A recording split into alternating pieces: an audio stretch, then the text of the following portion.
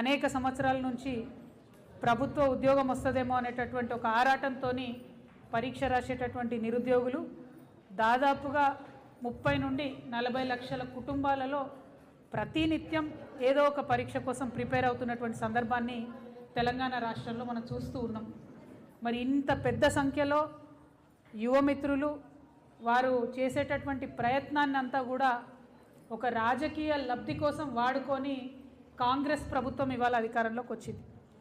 వచ్చే ముందు ఏం చెప్పొచ్చారు? మేము 2 లక్షల ఉద్యోగాలు మీకు ప్రతి సంవత్సరం ఇస్తామని రేవంత్ రెడ్డి గారు, ఉత్తమ్ కుమార్ రెడ్డి గారు చెప్తే నమ్మరని రాహుల్ గాంధీ గారిని తీసుకొచ్చి అశోక్ నగర్ క్యాంపస్లో కూర్చోబెట్టి వారి ద్వారా నిరుద్యోగులకు మాట్లాడించి భరోసా కల్పించి మరి మోసం చేసి వాళ్ళ నిరుద్యోగ యువకుల నెత్తి మీద కాలు పెట్టి తొక్కి కాంగ్రెస్ పార్టీ అధికారంలోకి వచ్చింది. ముఖ్యమంత్రి గారు చెప్తా ఉంటారు, ఒక్కొక్కరిని తొక్కుకుంటా వచ్చినారు మీరని. 100% కరెక్ట్. ఒక్కొక్కరిని తొక్కుకుంటానే ముఖ్యమంత్రి గారు పైకి వచ్చింది. అంతకుముందు బాలింతలకు, గర్భిణీ స్త్రీలకు డబ్బులు ఇచ్చేది 9+3 ఆర్ 9+4 12,000 13,000 వాళ్ళకు బంద్ చేసిరు. కిట్టులు ఇచ్చేది అవి ఇచ్చి అన్నట్టుగా ఇస్తున్నారు. కనీసం అంగన్వాడీలో ఆశలు ఉంటే వాళ్ళకు జీతాలు పెంచే ఆలోచన లేదు. ఫీ రియంబర్స్మెంట్ డబ్బులు ఇవ్వమని విద్యార్థులు మొత్తుకుంటుంటే 7,000 కోట్లు మూసి ప్రక్షాళనలకు ఇస్తారు, కానీ అదే 7,000 కోట్లు ఫీ రియంబర్స్మెంట్ బకాయి ఉంటే దాని మీద మాట్లాడరు.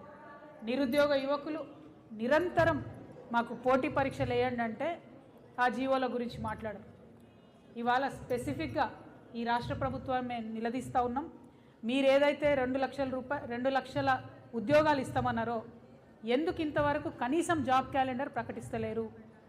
పైగా ఓకే ఏదైనా డీలే అవుతుందంటే కనీసం ప్రభుత్వం ఒక ఎక్సర్సైజ్ చేయాలి సిన్సియారిటీతో.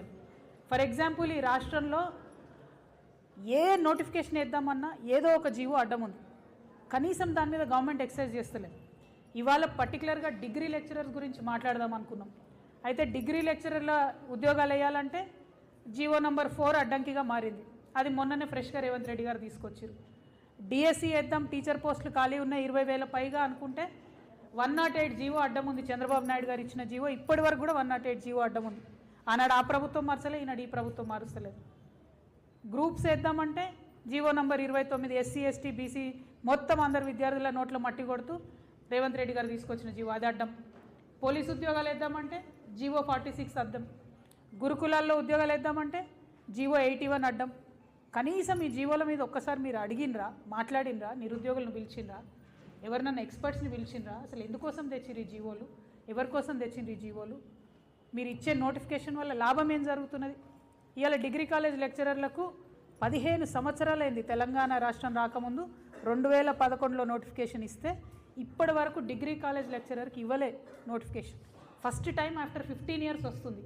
సరే 15 ఏళ్ళ తర్వాత నోటిఫికేషన్ వస్తుంది కదా అనుకుంటే దానికి ఒక కొత్త జీవో నంబర్ 4 అని తెచ్చిరు.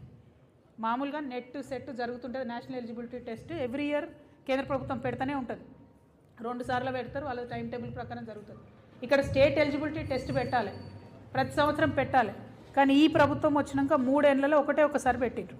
మీరు సెట్ పెట్టారు, మీరు డిఎల్ ఎగ్జామ్ వేయబట్టి ఎట్లా క్వాలిఫై అవుతారు పిల్లలు? 1 2 ఎన్నడూ అంతకుముందు డిగ్రీ కాలేజ్ లెక్చరర్ ఉద్యోగాల్లో ఇంటర్వ్యూ లేదు. ఇప్పుడు కొత్తగా ఇంటర్వ్యూ పెట్టి దానికి 10 మార్కులు పెట్టిరు. ఎవరి కోసం పెట్టిండ్రు? ఇంటర్వ్యూలు ఎవరికి ఫేవర్ చేద్దామని పెట్టిండ్రు. ఓకే అది సరే 10 మార్కులే కదా అని విద్యార్థులు ప్రిపేర్ అవుదామంటే పిహెచ్డీకు 25 మార్కులను వెయిటేజ్ పెట్టిండ్రు. ఎందుకోసం 25 మార్కులు పెట్టిండ్రు పిహెచ్డీకి అని అంటే ఆన్సర్ లేదు. పోనీ పిహెచ్డీలు మీరు అడ్మిషన్లు బాగా బీభత్సంగా ఇస్తున్నారంటే అది కూడా లేదు. ఎక్కడ అడ్మిషనే లేదు, మీరు పిహెచ్డీ ఎట్లా పెడతారు ఎలిజిబిలిటీ? దానికి కూడా 25 మార్క్స్ పెట్టిరు.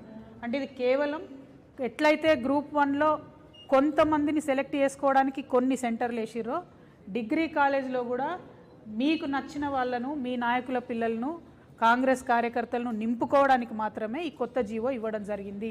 ఇందులో ఎటువంటి అనుమానం లేదు. ఈ జీవో 4ని తక్షణమే రద్దు చేయాలి. దాదాపుగా 40,000 మంది విద్యార్థులు దీని మీదనే ఆధారపడి ఎన్నో రోజుల నుంచి ప్రిపేర్ అవుతున్నారు. ఖచ్చితంగా రద్దు చేయాలి. ఇంకొక ఫెయిల్యూర్ కూడా ఈ ప్రభుత్వం చెప్పాలి. ఈ బీఎస్సీ నర్సింగ్ అసోసియేషన్ వాళ్ళు వచ్చిపోయిన మొన్న వీళ్ళకి ఎగ్జామ్ వేసిరు, 40,000 మందికి ఎగ్జామ్ వేసిరు, వాళ్ళు రాసిండ్రు. 1:25 రేషియోలో సెలెక్షన్ చేస్తామని చెప్పి ఇంతవరకు రిజల్ట్ బయట పెట్టరు. 9 నెలలు అవుతుంది. ఆ పిల్లలు తిరుగుతారు ఆఫీస్ చుట్టూ. తిరిగితే కసిరించుకోవడం వలన మొన్నైతే లిటరలీ సెక్యూరిటీ వాళ్ళని పెట్టేసి నిరుద్యోగులను బయటకు నూకేసింది మీ ప్రభుత్వం. ఎవరి కోసం చేస్తున్నారు? మరి మీరు పరిపాలన ఎందుకోసం చేస్తున్నారు? ఇన్ని లక్షల మందిని అఫెక్ట్ అయ్యేటటువంటి ఈ జీవోలన్నీ కూడా పెట్టుకొని వాటి మీద కనీసం రివ్యూ చేయకుండా, మూసీ మీద రివ్యూ చేయడానికేమో టైం ఉంటుంది ముఖ్యమంత్రి గారికి, నిరుద్యోగుల మీద మాత్రం రివ్యూ చేయడం లేదు. మేము ఇవాళ పాయింట్అవుట్ చేస్తున్నాం, 5 జీవోలు ఉన్నాయి ఈ రాష్ట్రంలో రద్దు కావాల్సినవి. జీవో నంబర్ 4 డిగ్రీ లెక్చరర్స్కి అడ్డం ఉన్నది, జీవో నంబర్ 108 టీచర్ పోస్టులు డిఎస్సీల కోసం అడ్డం ఉన్నది, GO number 29 SC ST BC పిల్లలకు డైరెక్ట్గా అన్యాయం చేస్తున్నది, పోలీసులో జీవో 46, గురుకులాలలో జీవో 81, ఇక మా ఆడబిడ్డలకు అన్యాయం చేసే జీవో 4. ఇవన్నిటిని కూడా రద్దు చేయాలి. నిరుద్యోగులను మీరు విస్మరిస్తే ప్రతి గ్రామంలో ప్రతి మండలంలో మేము వారి దగ్గరికి వెళ్తాం, వారితో మాట్లాడతాం, వారిని సమాయత్తం చేస్తాం, వారిని ఉద్యమంలోకి తీసుకొస్తాం. మీ మెడల్ వంచి ఈ జీవోలు రద్దు చేయించి నోటిఫికేషన్లు ఇప్పిస్తాం. మీరు 2 లక్షలు ఇస్తామని చెప్పిన ప్రతి సంవత్సరం మేము అది సాధించే వరకు, మీరు ఆ నోటిఫికేషన్లు వేసేంత వరకు కూడా ప్రభుత్వం వెంటబడతామని ఈ సందర్భంగా తెలియజేస్తూ, నిరుద్యోగ యువతీ యువకులు దయచేసి ధైర్యంగా ఉండండి. మీ పక్షాన్ని అడగడానికి, మీ పక్షాన పోరాటం చేయడానికి తెలంగాణ జాగృతి మీకు అండగా ఉంటుందని తెలియజేస్తూ, ఒక్క 2 మినిట్స్ నిరుద్యోగ యువకులకు ఇస్తాను, దయచేసి మీడియా మిత్రులు ఏమనుకోవద్దు. రవి రాథోడ్ గారు తెలంగాణ జాగృతి యువజన విభాగంలో రాష్ట్ర ఉపాధ్యక్షులు మాట్లాడవలసింది కోరుతున్నాను. ఫాస్ట్గా చేయబెట్టు, కూర్చొని మాట్లాడు, క్విక్గా పాయింట్ చెప్పు, తర్వాత మీడియా మిత్రులకు ధన్యవాదాలు.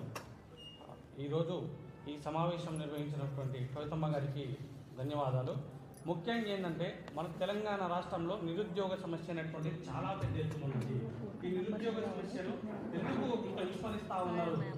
ఈ జరిగినటువంటి అసెంబ్లీ సమావేశంలో నిరుద్యోగుల గురించి మాట్లాడమని చెప్తే వీళ్ళు సారా గురించి మాట్లాడతారు. సారా గురించి మాట్లాడి తకీలా గికీలా అనేటువంటి పేర్లు పెట్టి వీళ్ళు